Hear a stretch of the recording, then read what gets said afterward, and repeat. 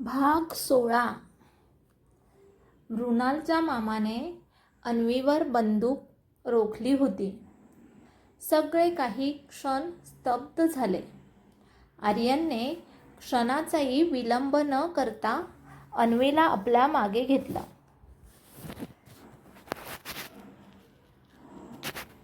अन्वीला हात लावायचा प्रयत्नही करू नकोस. तो माणूस हसला. तुझ्या वडिलांसारखाच आहेस तू. प्रेमासाठी स्वतःचा जीव धोक्यात घालायला तयार. अर्जुन पुढे आला. अन्वीला सोड. त्या माणसाने त्याच्याकडे पाहिलं. अर्जुन, तू अजून जिवंत आहेस. हेच माझं दुर्दैव आहे. अर्जुन म्हणाला, माझ्या मुलीला या सगळ्यात ओढू नकोस. तो माणूस हसला. तुझी मुलगी, तू तिच्यासाठी किती वर्ष दूर राहिलास हे विसरलास का? अन्वीच्या डोळ्यात अश्रू आले. माझ्यामुळे कुणाचं नुकसान होऊ नये. तुम्हाला जे हवं आहे ते मला सांगा. आर्यनने लगेच तिचा हात पकडला. तू काहीही करणार नाहीस. अन्वी म्हणाली, पण आर्यन? तो म्हणाला, नाही, यावेळी निर्णय आपण दोघं मिळून घेऊ. मृणालचा मामा म्हणाला, खूप प्रेम आहे तुमच्यात. पण हेच प्रेम तुमची सर्वात मोठी कमजोरी बनेल. आर्यनने त्याच्याकडे रोखून पाहिलं. तुला आमच्या प्रेमाची किंमत माहिती नाही. तो म्हणाला, मला प्रेमाची किंमत चांगलीच माहिती आहे. म्हणूनच मी त्याचा वापर करणार आहे. अचानक मागून पोलिसांच्या गाडीचा आवाज आला. तो माणूस दचकला. अभयने ही संधी साधून त्याच्यावर झडप घातली. बंदूक खाली पडली. आर्यनने अन्वीला बाजूला केलं. अर्जुन आणि अभयने मिळून त्याला पकडलं. मृणाल धावत त्याच्याजवळ गेली. मामा, तुम्ही माझ्या आईसोबत काय केलं? तो काही क्षण शांत राहिला. मग हसत म्हणाला, तुला खरंच सगळं जाणून घ्यायचं आहे? मृणालच्या डोळ्यात राग होता. हो, तो म्हणाला, तुझ्या आईचा मृत्यू अपघातात नव्हता, पण तिचा खून मी केला नाही. मृणाल दचकली. मग कोणी केला? त्याने सगळ्यांकडे पाहिलं आणि म्हणाला, ज्याच्यावर तुम्ही आजपर्यंत विश्वास ठेवत आलात. आर्यन म्हणाला, नाव सांग. तो काही बोलणार इतक्यात त्याच्या खिशातील फोन वाजला. त्याने फोन पाहिला आणि चेहऱ्यावर भीती उमटली. अभयने फोन हिसकावून घेतला. स्क्रीनवर फक्त एकच संदेश होता, गप्प रहा, नाहीतर पुढचा नंबर मृणालचा. मृणालच्या चेहऱ्यावर भीती उमटली. आर्यन म्हणाला, हा मेसेज कुणाचा आहे? त्याने फोनकडे पाहिलं. हा नंबर. तो थांबला. अभयने विचारलं, कुणाचा? तो म्हणाला, विनायकचा. आर्यनच्या चेहऱ्यावर राग आला. म्हणजे विनायक अजूनही सगळं चालवत आहे? अर्जुन म्हणाला, विनायक फक्त प्यादा आहे. आर्यनने विचारलं, मग त्याच्या मागे कोण आहे? अर्जुन काही क्षण शांत राहिला. ज्याचं नाव मी इतकी वर्ष तुम्हाला सांगू शकलो नाही. अन्वीने विचारलं, कोण? अर्जुन म्हणाला, तुमच्या वडिलांचा मोठा भाऊ. आर्यन स्तब्ध झाला. माझे काका? अर्जुनने मान हलवली. हो, तो जिवंत आहे. अभय म्हणाला, हे शक्य नाही. बाबांनी सांगितलं होतं की त्यांचा मोठा भाऊ, तर अर्जुनने त्याला थांबवलं. मृत्यूची बातमी खोटी होती. आर्यनच्या मनात अनेक प्रश्न उभे राहिले. मग तो कुठे आहे? अर्जुन म्हणाला, तो जवळ आहे, खूप जवळ. अन्वीने विचारलं, म्हणजे? अर्जुन म्हणाला, तो गेली अनेक वर्ष तुमच्या कुटुंबाच्या प्रत्येक हालचालीवर लक्ष ठेवून आहे.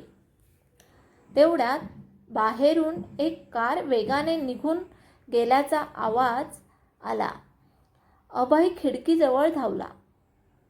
कुणीतरी इथून पळून गेलं.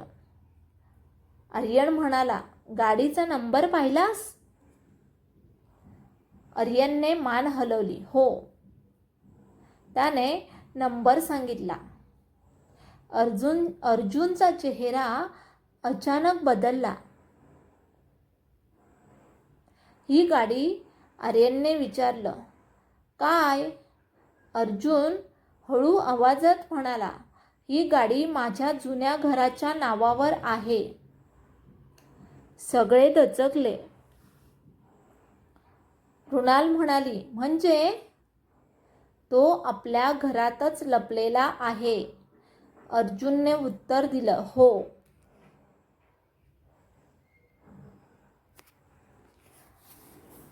आर्यन म्हणाला, आपण लगेच तिथे जाऊ. अन्वीने त्याचा हात पकडला. मी सुद्धा येणार. आर्यन तिच्याकडे पाहून म्हणाला, यावेळी तुला माझ्यापासून दूर ठेवणार नाही. दोघे गाडीत बसले. रस्ता शांत होता. काही वेळ दोघेही काही बोलले नाहीत. शेवटी अन्वीने विचारलं, आर्यन, आपल्या आयुष्यात इतकी रहस्य का आहेत? आर्यनने तिच्याकडे पाहिलं. माहिती नाही. कधी कधी वाटतं आपण पहिल्यांदा भेटलो तेव्हाच आपलं आयुष्य बदललं. आर्यन हसला. माझ्यासाठी तर त्या दिवसापासूनच सगळं बदललं. अन्वीने विचारलं, तुला आपल्या पहिल्या भेटीचा दिवस आठवतो? दररोज ती हसली. आर्यन म्हणाला, त्या दिवशी मला वाटलं नव्हतं की एक दिवस तू माझ्या आयुष्याचा सर्वात मोठा भाग होशील. अन्वीने त्याचा हात धरला. आणि मला वाटलं नव्हतं की तुझ्यासोबत इतकं मोठं रहस्याचं जग माझ्या आयुष्यात येईल. दोघे हसले. पण पुढच्या क्षणी आर्यनचा फोन वाजला. अनोळखी नंबर होता. त्याने कॉल उचलला. पलीकडून आवाज आला, आर्यन, तुझ्याकडे 5 मिनिट आहेत. आर्यन म्हणाला, कोण बोलतोय? आवाज आला, ज्याला तू शोधतोयस. कुठे आहेस? तुझ्या वडिलांच्या जुन्या घरात. आर्यनच्या चेहऱ्यावर गंभीर भाव आले. तू कोण आहेस? पलीकडून हलकं हसू ऐकू आलं. मग आवाज आला, तुझा काका. कॉल कट झाला. आर्यनने गाडीचा वेग वाढवला. अन्वीने विचारलं, काय झालं? आर्यन म्हणाला, आपण ज्याला शोधत होतो तो स्वतः आपली वाट पाहतोय. गाडी जुन्या घराच्या दिशेने धावत होती. पण त्यांना माहिती नव्हतं, त्या घरात त्यांची वाट फक्त आर्यनचा काका पाहत नव्हता. तिथे त्यांच्या भूतकाळातील सर्वात मोठं रहस्यही त्यांची वाट पाहत होतं. आर्यन आणि अन्वीची गाडी जुन्या घरासमोर येऊन थांबली. घर पूर्ण अंधारात होतं. आर्यनने गाडी बंद केली आणि काही क्षण घराकडे पाहत राहिला. अन्वीने त्याचा हात धरला. आर्यन, घाबरलास? तो हलकसं हसला. तुझ्यासोबत असताना नाही. दोघे सावधपणे घरात शिरले. आता कुठेही आवाज नव्हता. भिंतीवर लावलेला जुना फोटो पाहून आर्यन थांबला. त्या फोटोमध्ये त्याचे वडील, अर्जुन आणि आणखी एक व्यक्ती उभी होती. आर्यनने फोटो हातात घेतला. हा माझा काका आहे का? अन्वीने फोटो नीट पाहिला. हो, पण या फोटोमध्ये त्यांच्या चेहऱ्यावर खूप वेगळं हास्य आहे. तेवढ्यात वरच्या मजल्यावरून आवाज आला, आर्यन. आर्यनने वर पाहिलं. कोण आहे? आवाज पुन्हा आला. तुझ्या वडिलांनी जिथे सत्य लपवलं तिथेच तुझ्या प्रश्नांची उत्तरं आहेत. आर्यन आणि अन्वी वरच्या मजल्यावर गेले. एका खोलीचा दरवाजा उघडा होता. आत टेबलावर एक जुनी फाईल ठेवली होती.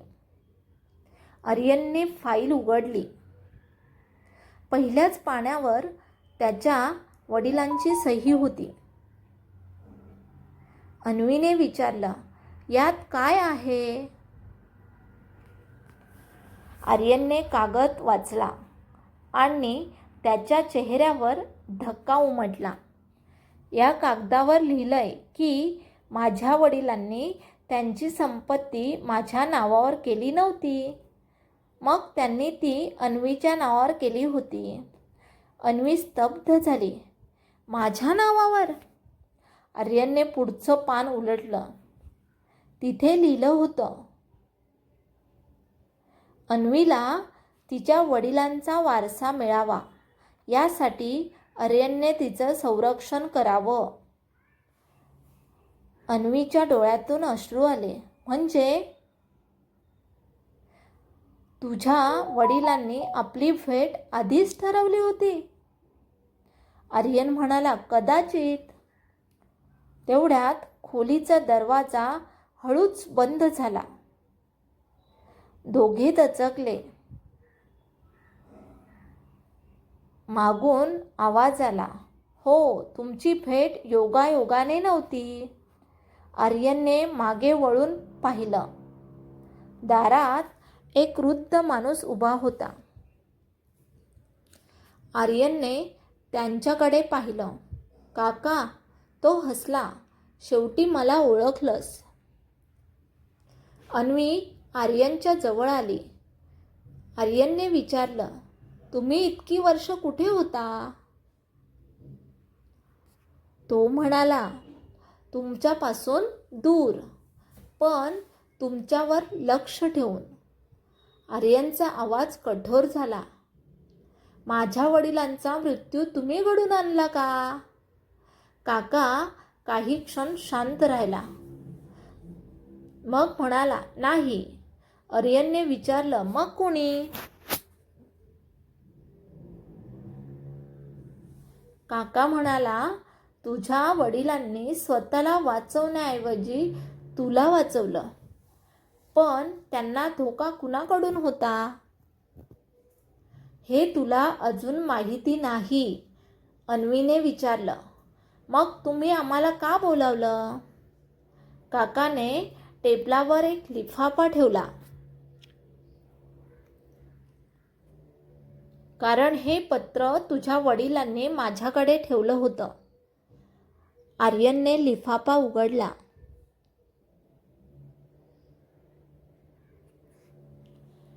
पत्रात लिहिलं होतं, जर आर्यन आणि अन्वी एकत्र आले तर त्यांना हे पत्र दे. त्यांच्या प्रेमामुळेच माझा मृत्यूचं खरं कारण समोर येईल. आर्यनने पुढचं पान वाचलं. त्याच्या चेहऱ्यावर अचानक भीती उमटली. अन्वीने विचारलं, काय लिहिलंय आहे? आर्यनने पत्र तिच्या हातात दिले. शेवटच्या ओळीत लिहिलं होतं, माझ्या मृत्यूचा खरा साक्षीदार अजून जिवंत आहे आणि तो तुमच्या अगदी जवळ आहे. अन्वीने वर पाहिलं. आपल्याजवळ? काका शांतपणे म्हणाला, हो, आणि तुम्ही ज्याच्यावर सर्वात जास्त विश्वास ठेवता तोच ह्या रहस्याची शेवटची कडी आहे. आर्यन आणि अन्वी एकमेकांकडे पाहिले. त्याच क्षणी आर्यनच्या फोनवर मेसेज आला. काकांवरही विश्वास ठेवू नको. आर्यनने फोन घट्ट पकडला.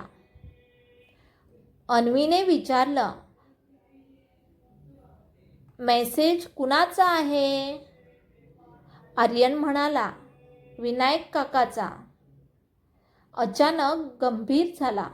म्हणजे तो अजून तुमच्या मागावर आहे. तेवढ्यात खाली काचेचा आवाज झाला. धाड. काका खिडकीकडे धावला. बाहेर एक काळी गाडी वेगाने निघून जात होती. काका म्हणाला, विनायक नाही, त्याच्यापेक्षा मोठा खेळाडू इथे आला आहे. काच फुटल्याचा आवाज होताच आर्यनने अन्वीला आपल्या मागे घेतलं. काका खिडकीजवळ गेला आणि बाहेर पाहू लागला. काळी गाडी घरापासून दूर जात होती.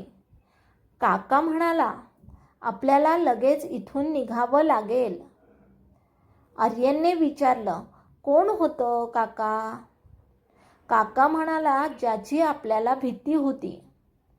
अन्वीने विचारलं, पण तुम्हाला नक्की कोणाची भीती आहे?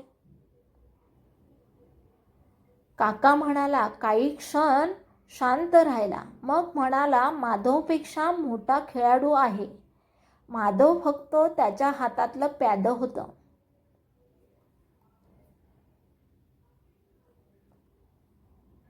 आर्यन दचकला. मग तो कोण? काका म्हणाला, तुझ्या कुटुंबाच्या संपत्तीमागे असलेला खरा चेहरा, खरा माणूस. आर्यनने टेबलावरील फाईल उचलली. मला आता पूर्ण सत्य हवं आहे, काका म्हणाला. मग ही फाईल घे, पण ती इथे उघडू नकोस. अन्वीने विचारलं, का?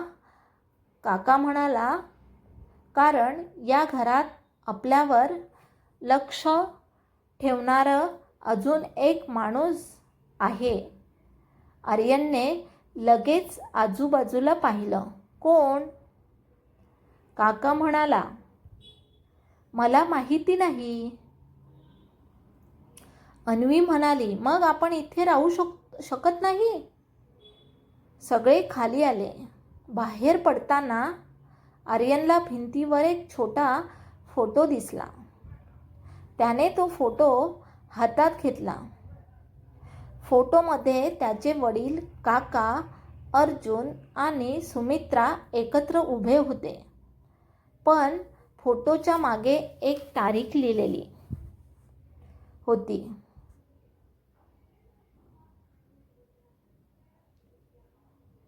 पुढचा भाग पाहण्यासाठी चॅनेलला लाईक करा, सबस्क्राईब करा आणि बेल आयकॉन दाबा. धन्यवाद.